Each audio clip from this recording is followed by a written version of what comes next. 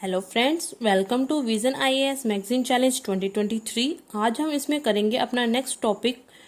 Environmental section वाला जो है हमारा, अब वो ख़त्म हो चुका है टोटली। अब हम इसमें थोड़ा स्कीम्स जो हैं उस वाले सेक्शंस को कंप्लीट कर लेंगे। इस सेक्शन में सिर्फ एक ही स्कीम है, सो ये सेक्शन आज ही हमारा कंप्लीट हो जाएगा। राइट, आशा करती हूँ कि आपने अपने पास मैगजीन रखी होगी साथ में। राइट, साथ साथ में पढ़ते जाइए।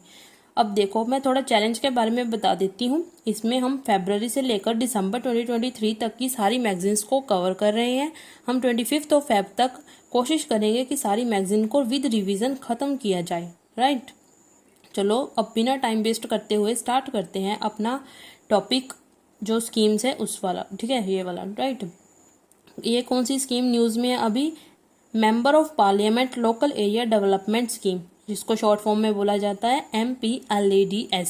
राइट, रिसेंटली जो हमारी गवर्नमेंट है उसने कुछ रिवाइज्ड गाइडलाइंस को रिलीज किया इस स्कीम से रिलेटेड। ठीक है ना, कुछ रिवाइज्ड गाइडलाइंस जारी की है। राइट, अब ये स्कीम जो है MPLADS, इसका मेन ऑब्जेक्टिव क्या है वो देख लेते हैं। ठीक है, इसमें पता क्या किया जाता है, एक MP जो होता है उसको ना डेवलपमेंटल वर्क के लिए, जिस कॉन्स्टिट्यूएंसी से वो आया होता है इलेक्ट होकर, उसमें जो डेवलपमेंट वर्क है उसके लिए कुछ पैसे दिए जाते हैं सेंट्रल गवर्नमेंट के द्वारा। 5 करोड़ रुपए दिए जाते हैं इसके लिए। ठीक है ना, ऑब्जेक्टिव में यही लिखा है, to enable the member of parliament की जो हमारा MP है, to recommend work of development nature, काम करवाए डेवलपमेंट वाला। ठीक है ना, डेवलपमेंट वर्क करवाए with emphasise on the creation of durable community asset based on the locally felt needs. मतलब कि जहां पर लोकली अगर उसको लगता है कि वहां पर इस तरह के डेवलपमेंट वर्क की जरूरत है तो उसको वहां पर करवाए। राइट, अब हम पहले फीचर्स देख लेते हैं कि जो इस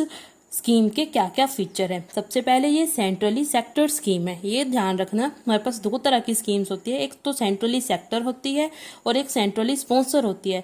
जो हमारे पास सेंट्रली स्पॉन्सर स्कीम होती है उसमें स्टेट का भी कंट्रीब्यूशन रहता है और सेंटर का भी। लेकिन जो हमारे पास जैसे यूनियन टेरिटरीज में 9 और 10 का होता है शायद। ठीक है ना, अभी मुझे इतना याद नहीं आ रहा पर ऐसा ही होता है। राइट, जो सेंट्रल सेक्टर स्कीम है वो फुली फंडेड होती है जो सेंट्रल गवर्नमेंट है उसके द्वारा। राइट, आगे क्या है, the scheme was announced in 1993। इस स्कीम को 1993 में अनाउंस किया गया था।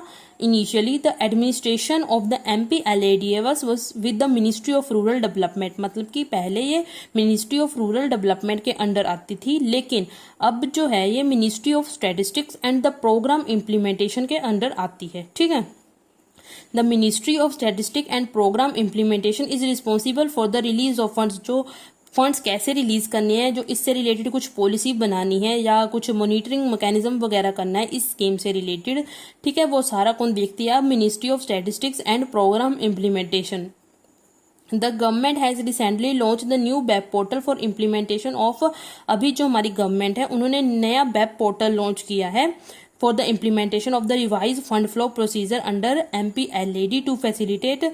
मतलब कि नया वेब पोर्टल को रोज किया है। क्यों किया? ताकि वो रियल टाइम मॉनिटरिंग कर सके, ग्रेटर ट्रांसपेरेंसी एंड ताकि जो हमारे पास ट्रांसपेरेंसी और अकाउंटेबिलिटी आए सिस्टम में, इम्प्रूव्ड एफिशिएंसी एंड इफेक्टिवनेस, और एफिशिएंसी एंड इफेक्टिवनेस को इम्प्रूव किया जा सके। Right, the new MPLAD guidelines and the web portal will come into effect. जो न्यू वेब पोर्टल आया और जो हमारे पास जो गाइडलाइंस आई है नमी, वो कब से मतलब इफेक्ट में होंगी, मतलब कब से स्टार्ट होंगी? अप्रैल 2023 से। ठीक है, अभी तक वो स्टार्ट हो चुकी हैं। ठीक है, फंड एंटाइटलमेंट, अब देखें किस प्रकार से और कितना कितना फंड दिया जाएगा। The annual MPLAD fund entitlement पर MP कंस्टिट्यूएंसीज पर MP, मतलब हर एक MP को 5 करोड़ रुपये दिए जाएंगे। Shall be release in the 2 equal instalments, 2 instalments में दिए जाएंगे।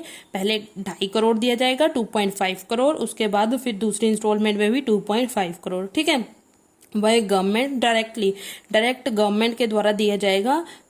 सीधा MP को नहीं मिलेगा, वो जाके वो मिलेगा वहाँ जो पर्टिकुलर डिस्ट्रिक्ट में जहाँ पर काम होना है उसकी जो अथॉरिटी होगी। ठीक है ना, directly to the district authority को जाएगा वो, of the nodal district of the member of. मतलब कि जहाँ से वो MP है, जहाँ का वो MP है वहाँ की जो डिस्ट्रिक्ट होगी ना पर्टिकुलर, वहाँ पर जो अथॉरिटी बैठी होगी डिस्ट्रिक्ट अथॉरिटी, उसको दिया जाएगा। ठीक है, MPs are to be recommended every year work costing at least 15% of the MPLAD entitlement for the year for the areas inhibited by, मतलब कि उसको जो अपनी स्कीम है उसका 15% शेड्यूल कास्ट पॉपुलेशन के लिए देना होगा, ठीक है ना, उनके लिए काम करना होगा, और 7.5% को उसको शेड्यूल ट्राइब पॉपुलेशन के लिए देना होगा। समझ में आया।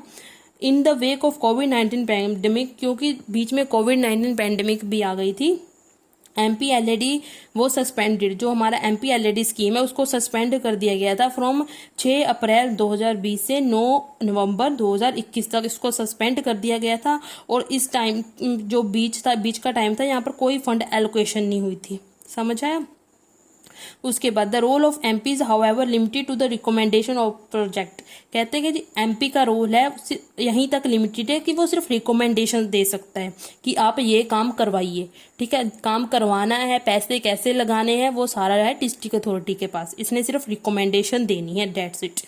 The onus is on the, मतलब अधिकार जो है मेन वो किसके पास है, डिस्ट्रिक्ट अथॉरिटी के पास है। टू सैंक्शन, जब वो कैसे कितना सैंक्शन करेगा, एग्जीक्यूट कैसे होगा, कंप्लीट द रिकमेंडेड, जो कंप्लीट करना होगा प्रोजेक्ट वो सारा जो है वो किसके ऊपर है, दायित्व डिस्ट्रिक्ट अथॉरिटी के पास, राइट। कितने टाइम फ्रेम में करना है ये सारा डिस्ट्रिक्ट अथॉरिटी ही तय करेगी। एज पर गाइडलाइंस और डिस्ट्रिक्ट कलेक्टर, डिस्ट्रिक्ट मजिस्ट्रेट मतलब DC DM या district commissioner is the authority to implement, ये जो अथॉरिटीज है ये इम्प्लीमेंट करती है जो ये वाली स्कीम है MPLAD, ठीक है। फॉर म्यूनसिपल कॉर्पोरेशन के लिए जो हमारे पास कमिश्नर और the chief executive functions as a authority, जब अगर हमारे पास म्यूनसिपल कॉर्पोरेशन है तो उनके लिए कौन अथॉरिटी होगी, कमिश्नर, और चीफ एग्जीक्यूटिव जो होगा वो फंक्शन करेगा एज अ अथॉरिटी, ठीक है। It stipulates that all the recommended eligible work have to be sanctioned within 75 days from the date of receipt of the recommendation, मतलब कि 75 दिन के अंदर उनको काम शुरू करना पड़ेगा जब उनको रिकमेंडेशन मिलेगी कि इस काम को करो, ठीक है, 75 दिनों के अंदर उनको काम शुरू करना पड़ेगा। Lok Sabha member can recommended work with in their constituencies, तो लोकसभा मेंबर है वो काम करने के लिए रिकमेंड कर सकते हैं जहां पर वो इलेक्ट होके आया है वो कंस्टिट्यूएंसीज को। And the elected member of the Rajya Sabha can recommend work with in the state, और जो हमारे पास राज्यसभा के मेंबर हैं, जो राज्यसभा के MP होते हैं वो elected member of the Rajya Sabha, वो रिकमेंड कर सकते हैं काम को विद इन द स्टेट, जिस स्टेट से वो आए हुए होते हैं, ठीक है ना, with the state of election with the select exceptions. And elected, कुछ इसमें थोड़ी एक्सेप्शंस भी है कह रहे।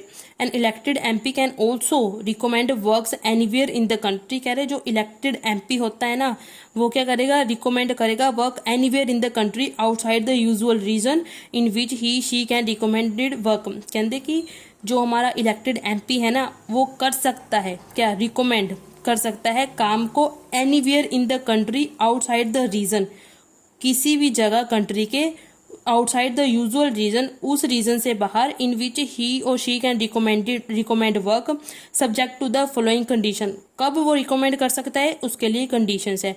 There shall be ceiling of 25 lakhs in a financial year per MP for all such recommendation except in case of calamity, मतलब कि उसको 25 लाख तक वो यूज कर सकता है, ठीक है ना, यहाँ पर उसने काम करवाना हो, ठीक है, सीलिंग लगा दी है लिमिट 25 लाख तक की इन अ फाइनेंशियल ईयर, ठीक है ना, एक साल में 25 लाख तक की सीलिंग लगा दी है पर MP पर। For all such recommendation except, अगर कहीं कैलामिटी आ जाती है तो वो 25 लाख से ऊपर यूज कर सकता है, लेकिन उनकी 25 लाख सीलिंग लग चुकी है, right.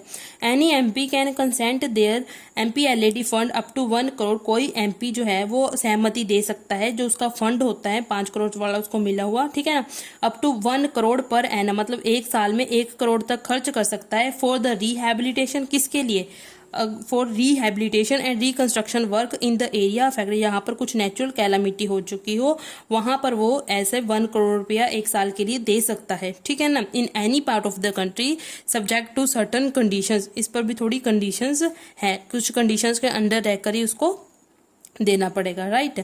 Nominated member of both the Rajya Sabha and Lok Sabha, ऊपर हम इलेक्टेड मेंबर पढ़ के आए हैं, राइट। अब है nominated member of both Rajya Sabha and Lok Sabha can recommended work anywhere in the country, जो नॉमिनेटेड मेंबर है राज्यसभा के एंड लोकसभा के दोनों के, वो काम को रिकमेंड कर सकते हैं कहीं भी कंट्री में।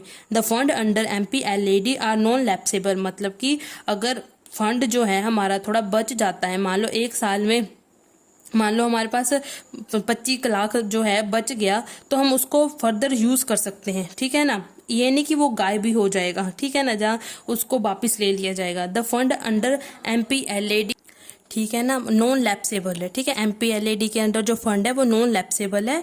इसका मतलब है जो अनस्पेंट बैलेंस है पर्टिकुलर ईयर का, हम उसको यूटिलाइज कर सकते हैं नेक्स्ट ईयर में, ठीक है ना, इन द सब्सिक्वेंट ईयर्स। उसके बाद जो हमें अमाउंट मिलता है, जैसे 5 करोड़ पर जितना भी इंटरेस्ट आएगा, वो जो है वो उसको हम डेवलपमेंटल वर्क के लिए यूज नहीं कर सकते। लास्ट में यही लिखा है, ठीक है। को interest accrued on the annual fund will have to be mandatorily remitted to the, वो जो इंटरेस्ट है वो जो है वो कहाँ पर जाएगा, वो कंसोलिडेटेड फंड ऑफ इंडिया में डिपॉजिट हो जाएगा जाकर, ठीक है ना।